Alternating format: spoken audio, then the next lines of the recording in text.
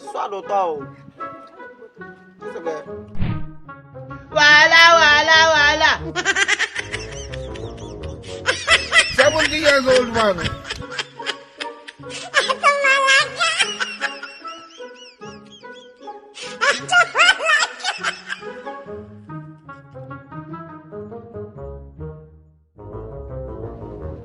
Boss, good afternoon. Oh. Good afternoon.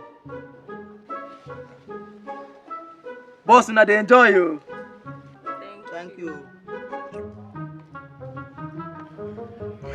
200. Jesus Christ. This man don't come here to give us infection. This man. That can shave up yourself. They have left you behind. Just because of this most things we are still now. Only you cannot them. Okay? This is what is there. One name. You're not going to Jesus! Jesus! Abaditi. After the level to be infection go now. Come on, Zuzurugi pick nonsense I to forever. No. Photo! I am too much! Come on, Sheva Poson. Oluku. Only believe.